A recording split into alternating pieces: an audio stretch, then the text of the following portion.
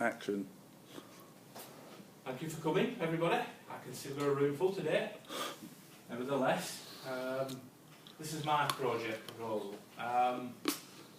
When I was going through all this, I thought to myself, well, there's certain things that you have to consider about, your own abilities and things like that. So I look around me and I think, well, there's people need help.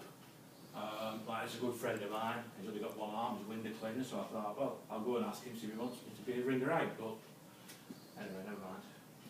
So, so there's things like that that you perhaps have to consider. The idea is that you to come out with something that is practical as well. So perhaps you don't want to be in a situation whereby you haven't got a sort of plan of action. So I thought to myself, reading through some of the stuff that we've been given, some of the handouts, I looked at the University of Cardiff self-assessment plan. I thought it was very good.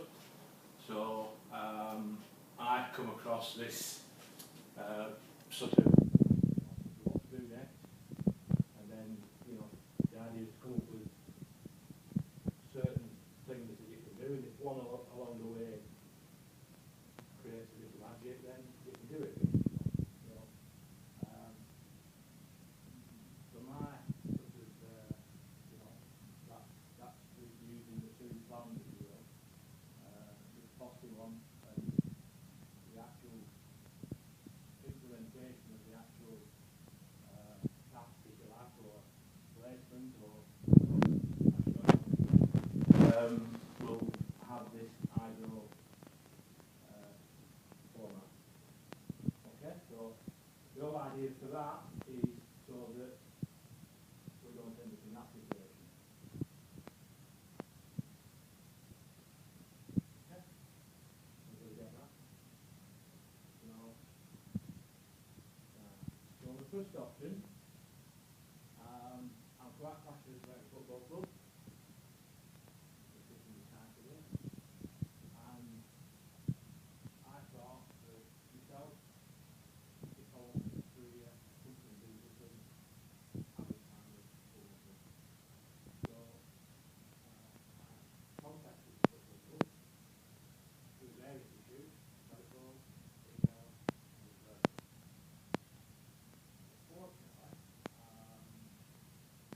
when it all comes down to it,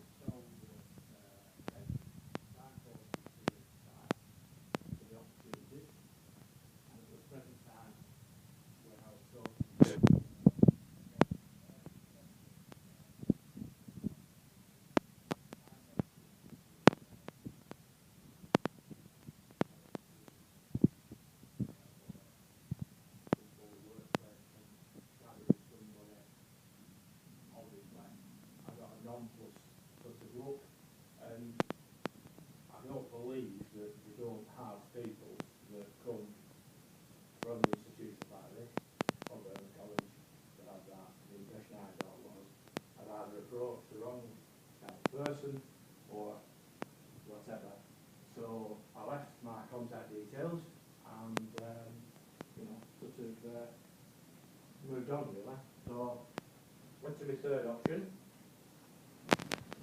which was Zika. It's only around the corner from me.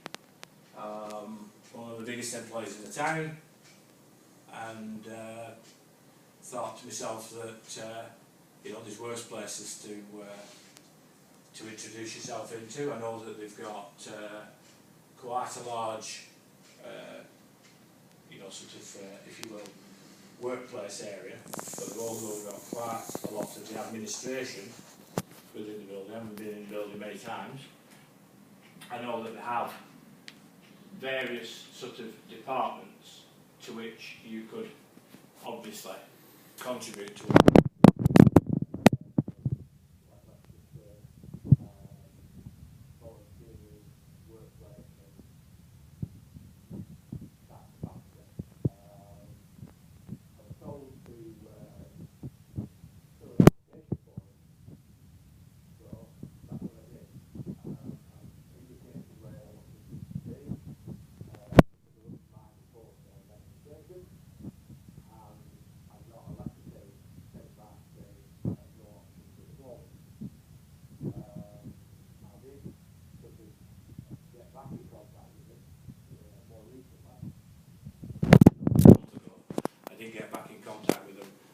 And basically, I was told that the work placement side was only available to graduates. That's what I was told. So, as an undergraduate, you wouldn't consider a work placement. Whether that's true, I don't know. So, I've just decided that maybe the best thing is to talk to somebody else. So I'll just keep in contact, because again, it's not a bad company to work for. A fourth option was to sort of go down a different route, because realistically I hadn't had a lot of success down the other route, using companies, using, if you like, establishments. I thought to myself, well, the Citizens Advice is, in general, a purely voluntary organisation that require people to give their hours up to give advice. But I've done this before. So when I got in contact, and I did request that I was quite happy to help out in administration, because I'd done this gateway option before. I don't know whether you want me to explain what gateway assessor is. Well, a gateway assessor is somebody that's given a brief. You only have a few minutes to do it. What happens is you've got a queue of people in Citizens Advice, you all want different advice.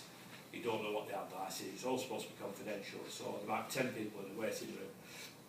You might only have a 2-hour window of which, you know, you've got to see all these people, so it comes down to having to take the information in and signpost them to the various bits. That's basically what you're doing. As a gateway assessor, they come in, it might be marriage problems, it might be work-related problems, it might be financial problems. Them are the usual ones that people come for, but it all manifests itself in a different way. The problem I found was when doing the gateway is that to give people the time, Citizens Advice doesn't necessarily work perfectly. And this is why one or two of the politicians don't agree with Citizens Advice, because they're saying they're not actually doing the job that they're supposed to be doing. You'd be better off going down the route of proper professional advice, whether it be solicitors or whether it be the NHS or whatever. Not all of it, I mean, Citizens Advice is free. That's the whole idea behind it. If you can get free advice, professional advice, that's what we're saying. But sometimes it is a bit too one-dimensional, too narrow. And my personal beliefs are that if you're compressed to actually say to somebody, right, well, I'm going to have to do this with you now, and they don't go away satisfied, it doesn't give you any satisfaction either. But I'm quite happy to help out, because I think that the service is one of the best services that is out there for free. But unfortunately, that's the way it is. if people want a little bit more advice, they do get signposted somewhere else, but a lot just get leaflets, bits of information, bits of places where to go, signposted. So, but the administration is paid work. So again, you get sort of, well, when the opportunities come up, you know, we will advertise the jobs, you'll have an opportunity to, but there were no, I don't understand why they don't have volunteering within the administration. They pay more when it's a you know, sort of volunteering. Maybe it's because they get enough volunteers for the gateway. The administration side, they need something happening all the time, so they need that positivity of somebody turning up on the paid. I presume that's what it's all to do with. This is, I put this up here. Now I'm wishing I didn't really, but there you go. Fifth option. This is fairly recent, it last month or so. I saw an opportunity at Rees Rains, Burnley, and I applied. The goal, as it says there, was paid part-time work. When I went for the interview, really I only went for the interview to, as we've done previously with other assignments, the idea was to give you know, an idea what interviews are like. But there is no substitute for the real interview, and that's really why I went. Now, the problem was that when I initially asked about what time frame there was going to be over when they were going to make their decision, it was supposed to be within 7 to 10 days. But in the time frame that it materialised, where it was sort of like the beginning of March, but they didn't get in touch till sort of like beginning of April, I changed my mind, if you will, because realistically, initially at the beginning of March, I did sort of consider that you know, if options came up, I would do something different. I might not do the second year here, so that's just me being honest. But in the time frame, because certain circumstances changed, and plus the fact that this particular position requires you to work every Saturday, it's a big commitment for me.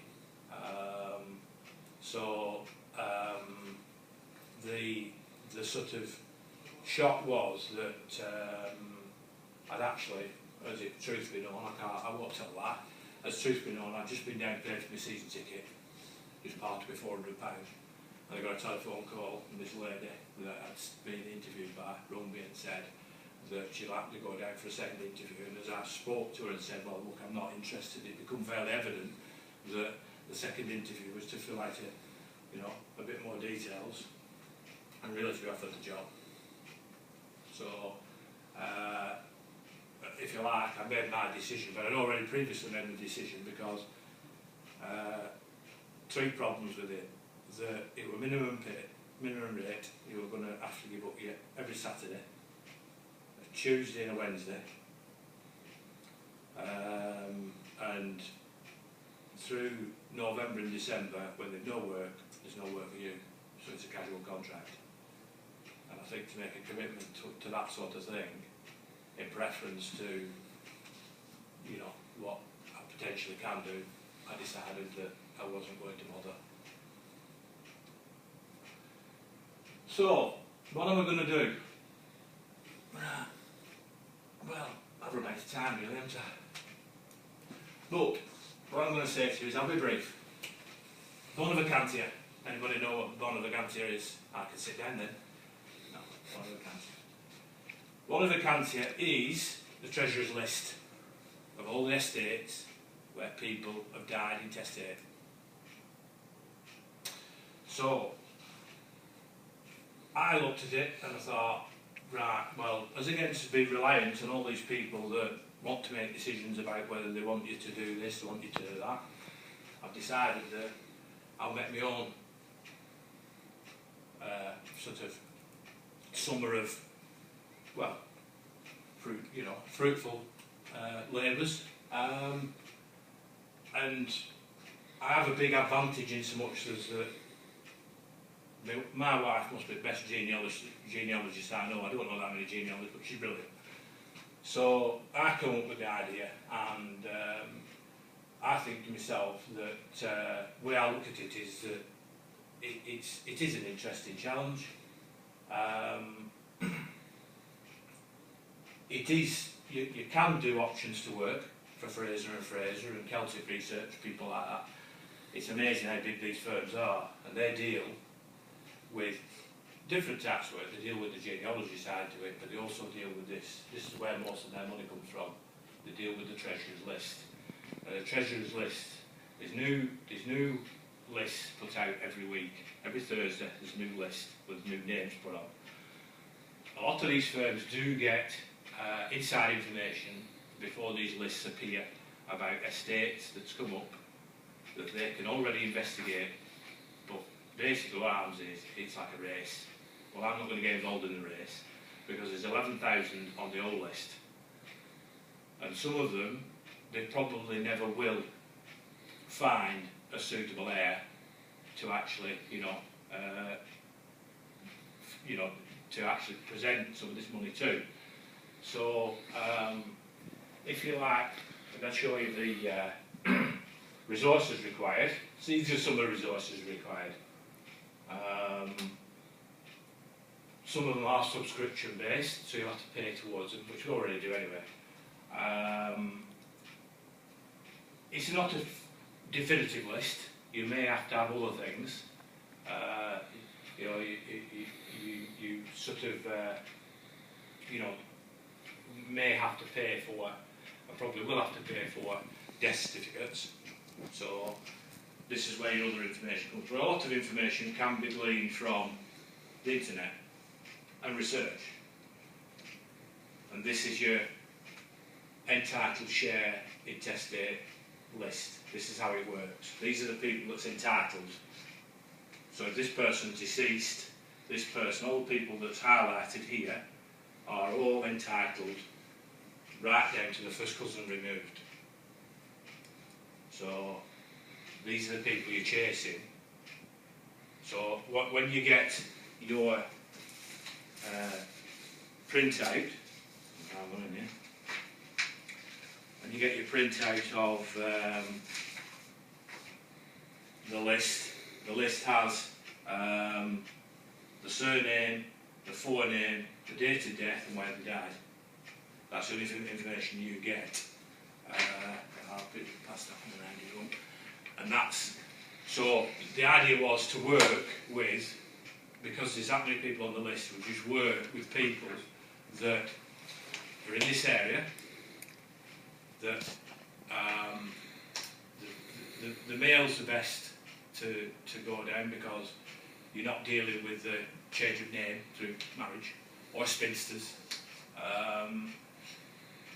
Sort of, you just try to think about how to make it easy for you, but it's also about getting the sort of information out so that you can find these people to, and then obviously at some point if you find out how much the estate's worth. So there are certain tricks with the estate. There's no point chasing your tail halfway around the counter and then finding out living rented accommodation. So it's complicated, but it's interesting and it can be lucrative. Last year 18 million went to the Treasury because they didn't find anybody. The whole thing's worth about 85 million, and there's 300,000 estates every year involved in it. That information can be found on the Bournemouth County Estate website. So, thank you for listening. Okay, thank you very much. Can I ask a question? Go on. This opportunity then, you're obviously very interested in it, and Yeah. also it's a Darted. personal skill set as well as a personal thing. I was just going to ask... Not necessarily, no, it's not, I'm going to actually learn quite a bit because, like I said, I don't know anybody. I've never met anybody. I've met one or two people because obviously wife's always has been interested in genealogy, and I've talked to people. People who've spent half a life chasing various ancestors round, and I've seen the wives sit there and go, well, have you done this, have you done that? And they've been at it 20, 30 years and think they know what they're doing. And she ties them in knots, because it is very easy to go down the wrong route. You find a name and you think, oh, and you just take that one bit of information and you think it's related to you. And that's what lots of people do. And if you don't do the right homework on that, you can end up finding that all these ancestors that you think you had are not yours. So you've got to do, it's very, very, it's not easy. You have to do, so it's like doing homework, it's like dotting the I's, crossing the T's. You have to get death certificates, you have to have proof, and this is what, you can't get money out of this without the proof. So in terms of your business skills, when you came on the foundation degree in business, in terms of when you did your self-assessment, looking at your skills, gaps and that kind of thing, what sort of skills do you think you'll develop as part of this sort of placement? I think the main one is about learning something new, about a new field. And my thoughts are that you know, opportunities are more and more difficult to come by, and you can create your own. You can create your own. Then basically that's what I would prefer to do. So from my point of view, you're looking at this, when you're looking at self-employment, if you're looking at anything to do with setting something up, there's usually a cost involved. Well, with this, it's minimal. So you can do it, you can find out whether it's lucrative or not. It will cost a lot of time, but if you've got time, then, you know, and you've got the enthusiasm and you've got everything else, I just think to myself that if I've drawn a lot of blanks everywhere else, so it was just something that came up in conversation because of frustration one night, and that's how the idea came about, really. Okay, thank you very much. Thank you, Warren.